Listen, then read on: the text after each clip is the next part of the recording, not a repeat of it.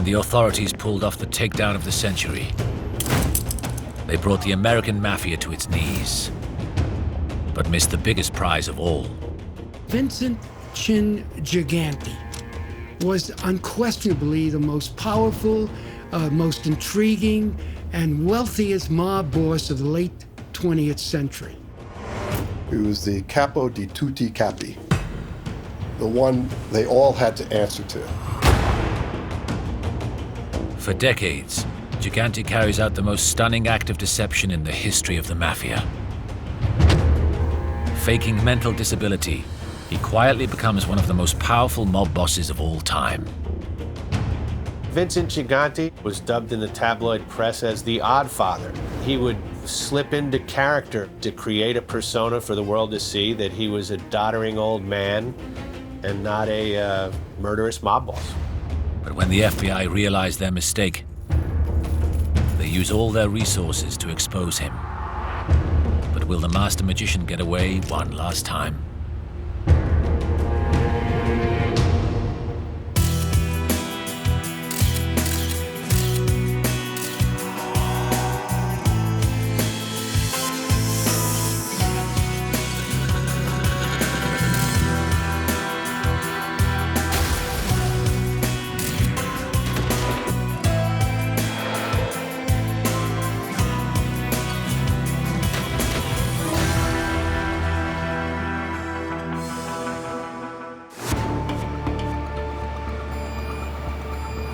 By the mid-1980s, 5 mafia families run the city of New York. Through their control over construction, transportation, and the labor unions, they use extortion and violence to dominate the city's economy. For years, the authorities have battled against them with limited success. But now, the US government prepared to deliver what they hope will be a death blow. The plan is bold, but simple. To cut off the head of the mafia snake by taking direct aim at the men who rule New York.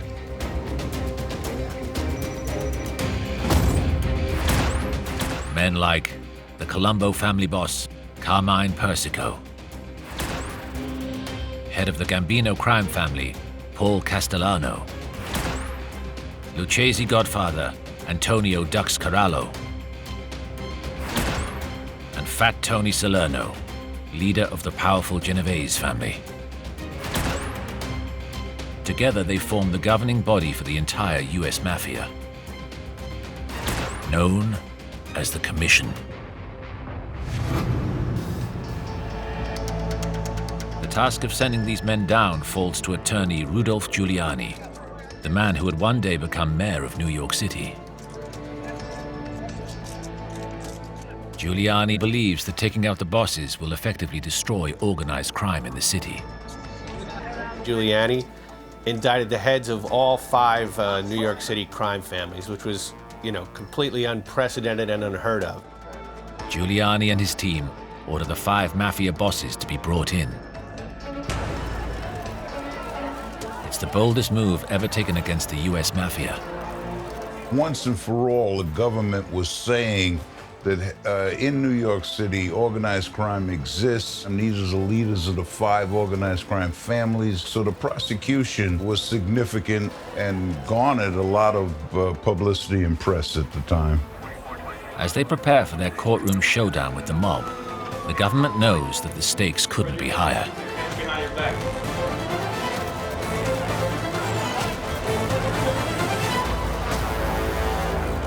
Until then, virtually most mob bosses were immune from prosecution. The higher-ups didn't do any real acts. They didn't pull a trigger. They didn't stab anybody.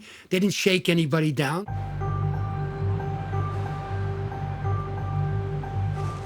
Giuliani's challenge now is to make sure he secures his convictions. He has a powerful weapon on his side, the 1972 Racketeer-Influenced and Corrupt Organizations Act, known as RICO. RICO is key legislation designed to catch the big fish that until now have always managed to wriggle free. But the key to the RICO law was if you were a member of an enterprise and a leader of an enterprise, you could be convicted and sentenced to 30 to 50 years. By using the RICO Act, the government no longer need to prove these top mobsters are guilty of a specific crime. Just proving they are in charge of the Mafia will be enough to send them down as part of a mass criminal conspiracy. Giuliani and his team use years of FBI surveillance and witness testimony as evidence against the bosses. And eventually their strategy pays off.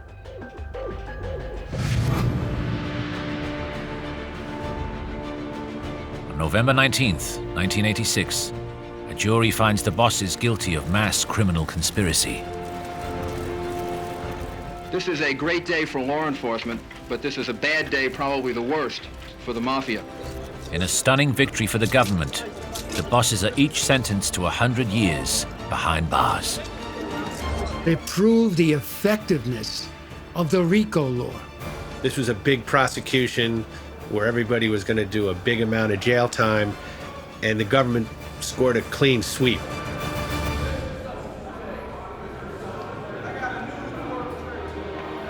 With one bold move, the authorities have taken out the entire leadership of the New York Mafia. Or so they think. Leading the celebrations are the squads of the FBI's Special Mafia Task Force.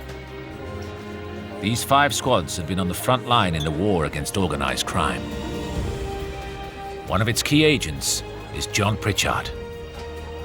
Each squad would go after a particular family. The family that I was assigned to supervise the investigation of was, in fact, the Genovese crime family. The Genovese squad's target had been the star defendant in the commission trial, Fat Tony Salerno.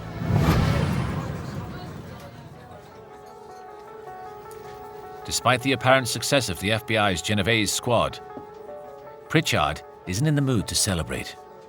Something about the commission trial is troubling him. He has long harbored doubts about Salerno's ability to head up the Genovese family. Fat Tony Salerno was viewed and believed to be the head of the Genovese crime family. But you have to understand, at that point, it was just theory. To Pritchard, the comical-looking Salerno never seemed to display any of the attributes of a top Mafia boss.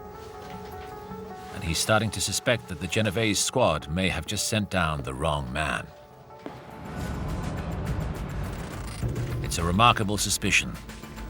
If Pritchard is right, that means the real Genovese boss is still at large. As law enforcement continues to celebrate their victory over the Mafia, intelligence comes in which adds to Pritchard's suspicion that Fat Tony Salerno is the wrong guy.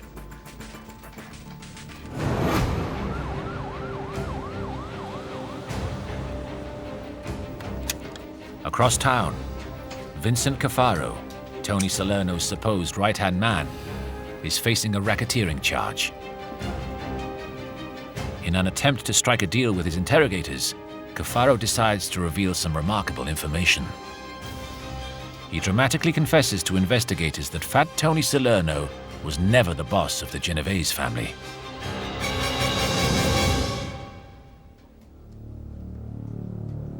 According to Cafaro, Salerno was never anything more than a stooge.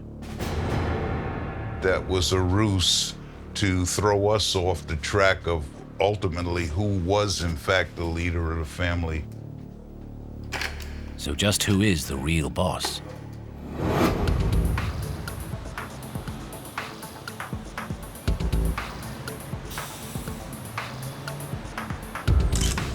The person Cafaro now names takes the investigators completely by surprise.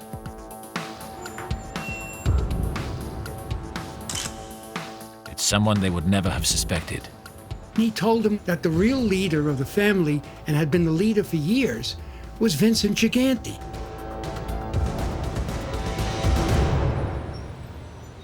But for years, the FBI had viewed Vincent Gigante as a bumbling madman. He wandered around the city in his pajamas sometimes, acting strangely and bizarrely.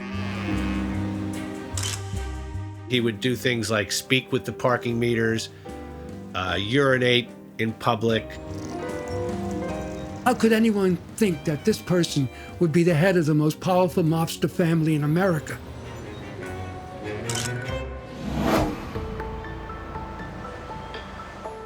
Agent Pritchard wonders whether Gigante could actually have hoaxed the entire bureau. If true, the squad's biggest success against the Genovese family in convicting Tony Salerno could now be their greatest humiliation. If true, Gigante is now the most powerful mob boss in America.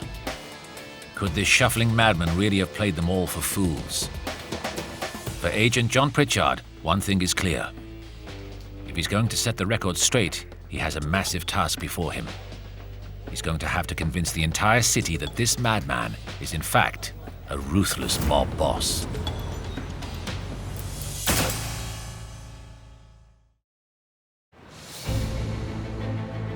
For the US government, the Mafia Commission trial has been a resounding success.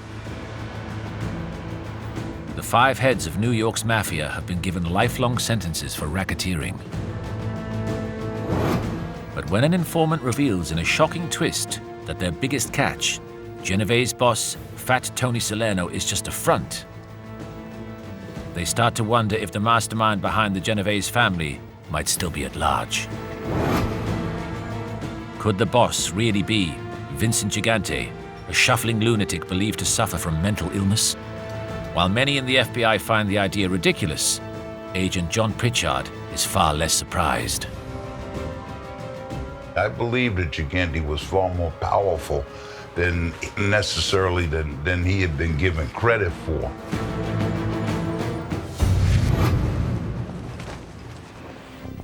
Now, an insider claims that this bumbling madman could have pulled off one of the greatest scams in criminal history.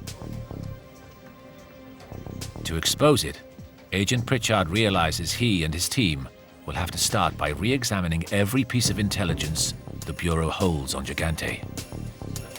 That historical information, that was used as to bring people up to speed in terms of who this guy really was.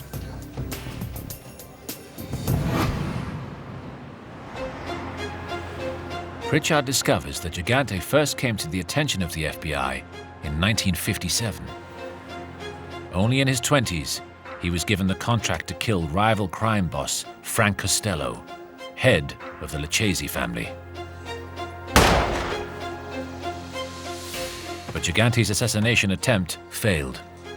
You would think that that kind of high-profile failure would doom your career. But in Gigante's case, it really didn't seem to have that effect.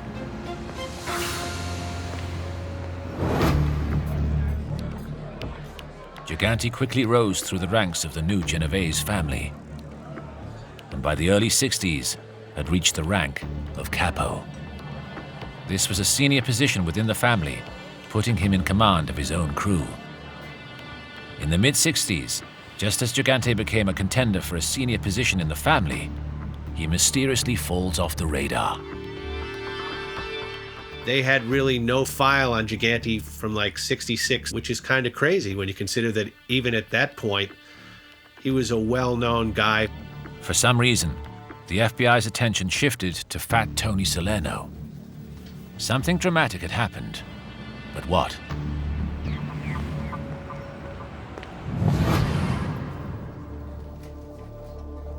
When Pritchard examines the FBI's earlier investigation into the Genovese mob, he discovers a report that could explain everything.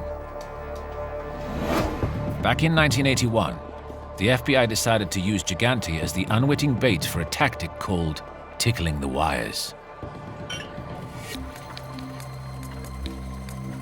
Tickling means provoking the mob and then listening out for chatter that might incriminate them. And one of the mobsters the squad targeted was Vincent Gigante. They decide to issue him a subpoena to see how other members of the Genovese family react.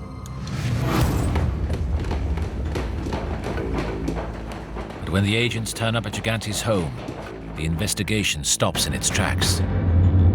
The agents get inside, they go through the apartment, and they go to the bathroom where they hear the shower running, and they open the door, and there's Vincent Gigante. Nude under the shower holding an umbrella. I mean, you know, that that story went around the New York office quite a bit. You know, it was very humorous. It's suddenly clear to Agent Pritchard why Gigante dropped off the Bureau's radar. For the most part, the concept or the theory the FBI had that he was a little bit of a daffy guy, but he was really not that important. After the shower incident, the FBI stops pursuing Gigante. Could the head of the Genovese family have been faking? Agent Pritchard worries that Gigante may have been misdirecting the FBI for years. Pritchard turns his attention to FBI surveillance reports and the unofficial Genovese HQ, the Triangle Social Club in Lower Manhattan. The Genovese family would congregate there pretty much every day and play cards and appear to be socializing. One of the first things they were trying to do is identify the people in the Genovese family and who was who. Over the years, the squad employed a variety of methods to put pressure on the Genovese mobsters to break cover. Agents openly patrolled outside the Triangle Club, writing down the license plates of every car. And in full view of the mobsters, put the bar under constant surveillance. And they would just have someone there with a camera taking pictures of who came in and out. And by doing that, they could figure out who the hierarchy was. And throughout the FBI's surveillance, Agent Pritchard discovers that Vincent Gigante stuck to the same routine. If you're doing FBI surveillance, you're going to see every day on Sullivan Street, Vincent Gigante going from his apartment to the social club. Once he gets there, you're going to see a procession of the family's top capos coming in and going out, back and forth. And although the so-called lunatic was frequently observed wandering the streets around the club with high-ranking mobsters, despite their best efforts, the FBI failed to record any conversations. The Genovese guys, they're a very close-knit and closed-mouthed group. And they didn't have a lot of success. The squad's surveillance teams concluded that Gigante was harmless, a relic from a previous era tolerated by the real bosses. Everything Pritchard reads suggests the FBI ignored Gigante, believing he was little more than an ex-mobster with dementia. For all intents and purposes, he appears to be mentally ill, incapable of crossing the road, let alone running $1 million criminal empire. But Pritchard can't let go of his hunch. What if Gigante is the proverbial wolf in sheep's clothing? The very fact that he continued to move in mob circles was surely suspicious. There's no question about it. I mean, if you're in the Mafia and you're crazy, really crazy, you're not going to last in the Mafia, not at all. Agent Pritchard decides to go back to square one. It's time to start surveillance of his own. For decades, Gigante has been thought of as a bit player, but now Pritchard decides to give him the attention he deserves. They were very intent on doing what had not been done in a long time, which was to get Vincent Gigante indicted in a courtroom. This time, the squad keeps their presence discreet, secretly setting up round-the-clock surveillance of the Triangle Club. It isn't long before Agent Pritchard sees evidence that his hunch about Gigante is right.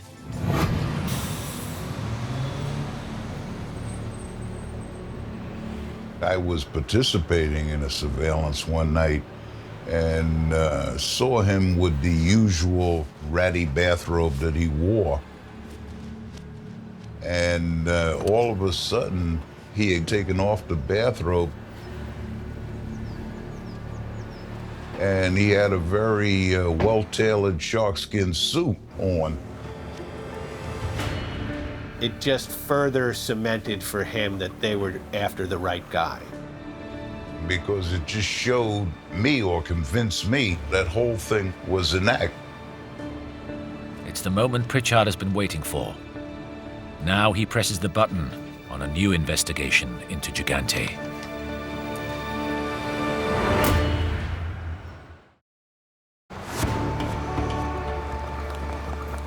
In 1987, after the most high-profile operation in the history of organized crime, the heads of New York's 5 Mafia families are now behind bars. But FBI agent John Pritchard is convinced that one of them, Fat Tony Salerno, is just a fall guy. He has mounting evidence that the real boss of the Genovese family is Vincent Gigante, a long-forgotten Genovese capo believed to be suffering from mental health issues. And after close surveillance, Pritchard discovers hints that Gigante's illness is just a clever act perfected over many years. He had this great fear of going to jail, of being prosecuted. But Pritchard needs more than a hunch. He has to prove Gigante's mental illness is a deception. He returns to the case files. He eventually comes across a report from 1970. It reveals the very moment that Gigante came up with the idea for his perfect cover. He was accused of bribing, it sounds crazy, but bribing the entire police force of a New Jersey town that he lived in. Which, you know, he didn't consider to be anything more than kind of a gesture of goodwill. But local prosecutors decide to make a case against him. And trapped in a corner, Gigante tries something extraordinary. He checks himself into a hospital and convinces psychiatrists he is schizophrenic. His lawyer came to court and said, my client is mentally unwell and he's actually in a mental hospital. This is 1969, 1970. The idea of an insanity defense really hadn't been broached anywhere. He was cunning, and he saw a dodge that he took, or attempted to take, to get out from under the thumb.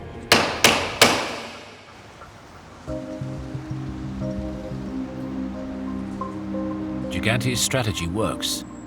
At trial, he's acquitted of all charges.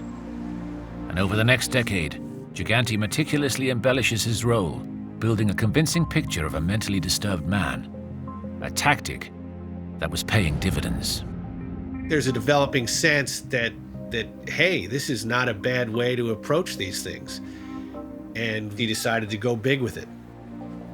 Every couple of months, he would go in for what was known as a tune-up. He would actually check into a mental clinic. It became almost like a vacation. Like if I would go to Disney World, he would go to the St. Vincent's Mental Hospital.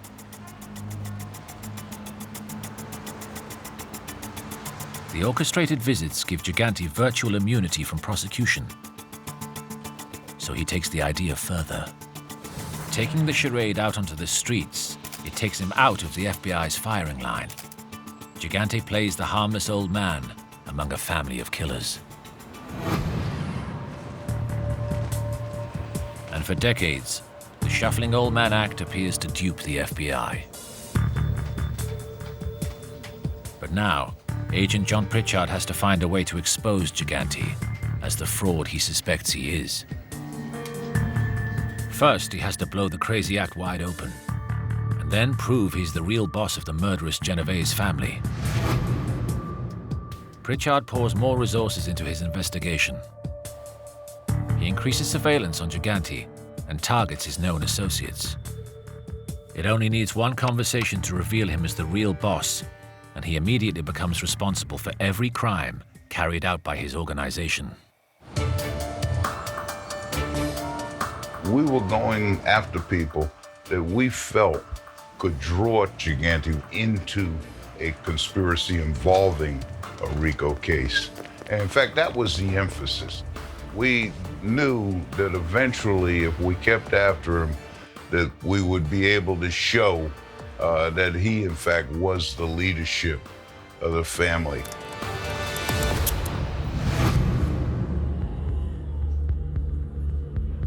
The squad now has growing evidence that behind his act, Gigante is sane. But lacking anything concrete, the team are in danger of losing momentum. But if he ever needed convincing, Pritchard discovers just how important his investigation was. In January 1986, two of his detectives, Anthony Vendetti and Kathy Burke, are on a routine surveillance operation. They're watching one of Gigante's mobsters. A fellow by the name of Fritzy Gianovelli. Fritzy was a capo that answered to Gigante. It was a routine surveillance, and it wasn't one that, you would think be particularly dangerous. When their shift ends, the detectives head home. But they've been spotted by their mark.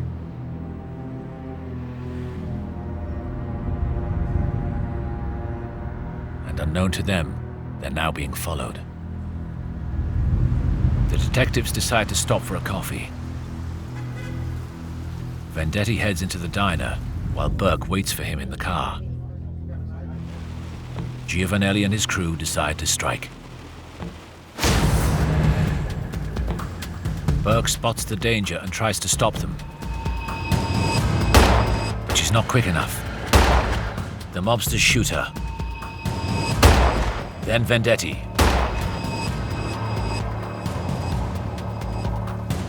Burke is seriously wounded.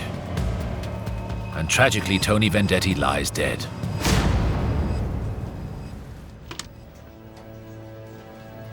It was emotional for me because I had lost a friend, a detective that worked for me on the squad.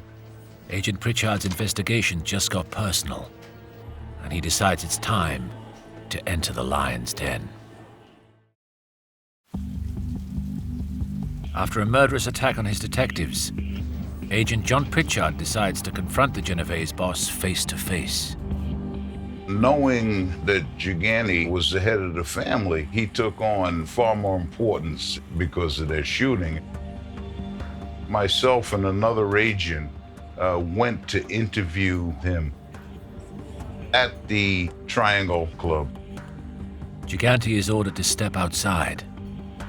And according to Pritchard, when confronted about the shooting, completely drops his act.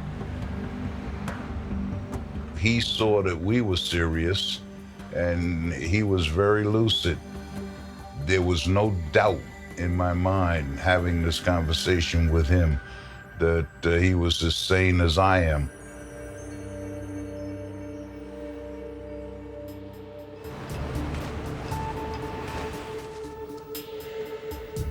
Back at the squad's HQ, Pritchard gathers his team. The shooting means bringing Gigante to justice is more urgent than ever. It's now clear their target isn't just sane, he's dangerous. So far, though, the squad has failed to get any tangible evidence against Gigante. And now he's been inside the Triangle Club, Pritchard knows why. I'm probably one of the few agents that have been inside the Triangle Social Club. There was a sign up on the wall over the payphone that this location is bugged. Don't say anything in here that's criminal. They actually had that written on the wall. It's clear that wherever Gigante is doing his business, it isn't at the Triangle Club. The boss must have another secret HQ. The squad decide to escalate their surveillance. And eventually, they get a break.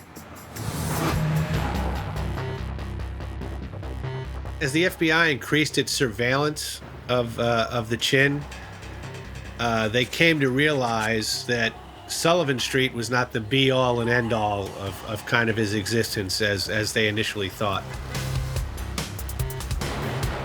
Every evening at the same time, Gigante is picked up by a driver from his mother's apartment building on Sullivan Street. And he doesn't reappear until the next morning. So where does he go? Pritchard's team focused their efforts on following Gigante's car.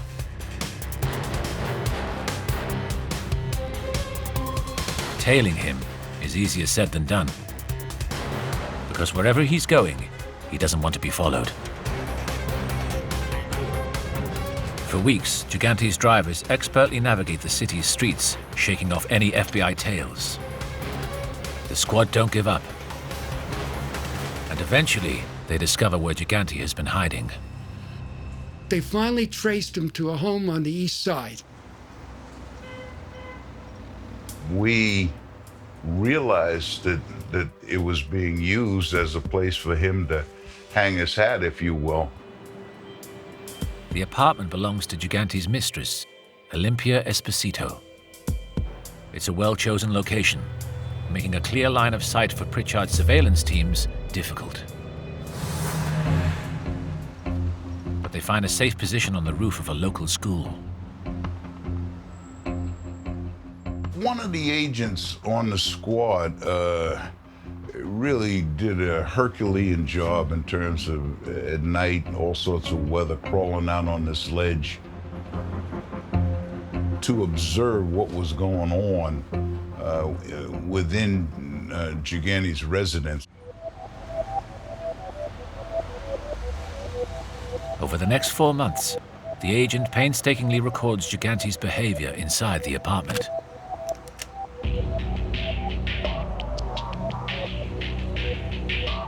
And at last, they have visual evidence that Gigante isn't mad. They could see how well dressed he was, how he acted normally, how people came, he had conferences. He actually had people there for meetings. We saw him in conversation at the table. We observed him, counting money and things like that. What the FBI saw confirmed everything that they had believed. That this was a mob boss. He was not a mental patient. To prove Gigante is the Genovese boss in a courtroom, they need him on tape. So far, the mobster has no idea the squad are onto him. Pritchard now knows just how paranoid Gigante is. Any mistake they make could blow the entire investigation, and months of work will go down the drain. To reduce the risk of discovery, Pritchard decides to use some expert help. It was a really rare opportunity for the FBI to have recordings of this guy. And they brought in a FBI specialist who had this special drill, and it was supposed to go just so far into the wall, and then it would sense where the other side was and stop. Unfortunately, the installation of the device didn't go particularly well, and in fact, it was discovered. We tried things that were unique, and sometimes they worked and sometimes they didn't. The botched attempt to install the bug tips off Gigante.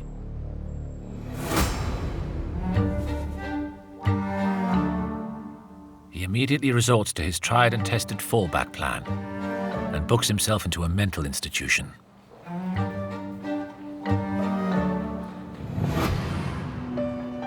With Gigante's deception successfully resurrected, the Oddfather believes he is safe. But Pritchard's investigation will yet come back to haunt the great illusionist.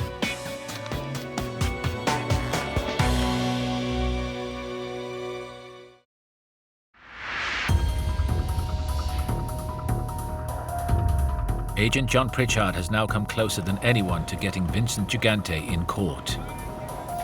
the man he now believes is the true Mafia boss and has been duping law enforcement for decades. But his squads fail to secure any taped evidence. It's critical to bringing to justice the man known as the Oddfather. With the investigation stalled, Gigante remains free. It's a personal blow for Pritchard. His only hope now is that someone else picks up the chase. A lot of stuff that was developed over the years just doesn't die. It sits there as evidence. So eventually, some prosecutor or some agent down the road is going to be able to use that earlier evidence. 2 years later, lawyer Greg O'Connell picks up where Pritchard left off. His challenge is to prove on the record that Gigante is sane and in charge. But O'Connell has found a way to succeed where Pritchard's squad had failed. He's managed to get a Genovese associate to cooperate with his investigation and testify that Vincent Gigante is the Genovese boss. His informer's name is Peter Savino. I would look at that as the milestone event. Peter Savino were directly on record with Vincent Gigante. He had met with Gigante on dozens and dozens of occasions. So Savino was absolutely critical to our investigation. We had him wired up against numerous organized crime figures in New York for a year and a half. The RICO Act means O'Connell doesn't need direct evidence to put Gigante away. He only needs to link him to a conspiracy. And thanks to Savino, he thinks he's found a way. Throughout the 1980s, the 5 Mafia families formed a cartel to muscle in on one of New York's biggest maintenance contracts. Replacing windows in the city's housing projects generates over $170 million for the Mafia. And the man chosen by Gigante to represent the Genovese family's interests is Peter Savino. Peter Savino was a major earner for the crime family. He was a guy that knew how to make money. But because Savino was the Genovese crime family representative in the window replacement business, that gave us a focus for our extortion charges. Savino agrees to testify that Gigante is a key member of the Windows cartel, proving beyond doubt that Gigante is capable of running a complicated criminal scam. O'Connell feels this case is solid enough to put Gigante in front of a jury. On May the 30th, 1990, the authorities make their move. Gigante is arrested. As he's led into court, prosecutors know he will play the insanity card for everything it's worth. But stalling the trial is something O'Connell and his team can't afford. The real key to it was Peter Savino. And Savino, by this time, was dying of cancer. If Savino dies before he has a chance to testify, the case against Gigante crumbles. Gigante kept up his usual ruse, muttering to himself, sometimes looking with his head down as a hangdog, looking around, paying no attention to what was going on. Gigante tries to convince the court that he's schizophrenic and unfit to stand trial. It works. The case is on the verge of collapse, but this time they're prepared. They've got a second witness to testify to Gigante's sanity. And now they play their trump card. A secret star witness, Sammy the Bull Gravano. As former underboss of the Gambino family, Gravano had meetings with Gigante. And in March 1996, he testifies that on those occasions, the Genovese crime boss had been perfectly lucid. He was able to describe in a very meaningful and impactful way the role that Gigante played in his own organized crime life. Gigante is declared competent to stand trial by the judge, and O'Connell and his team have the green light to present their case. It includes more than 250 exhibits, including much of the evidence from Pritchard's investigation. Having an FBI agent sit on the witness stand and testify in great detail about the normal nature of his second life was really crippling to the defense.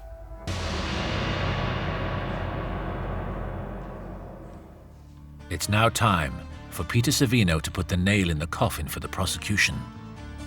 Terminally ill with cancer, Savino is unable to attend the trial in person, so he testifies via CCTV from his secret location on the Witness Protection Program.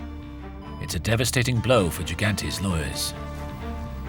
If a defense attorney could pick the most difficult person to challenge in terms of credibility, it would be somebody dying of cancer from testifying from his deathbed. Despite his pain, Savino makes it through the cross-examination. And on July 25th, 1997, Gigante is found guilty on 8 counts of racketeering and conspiracy, and being godfather of the Genovese family. Gigante would have died in his own bed if it hadn't been for Peter Savino. His evidence was devastating.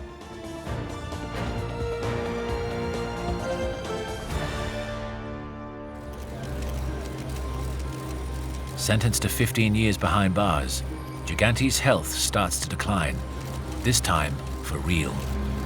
And with the writing on the wall, he finally drops his guard. He decided to lighten up.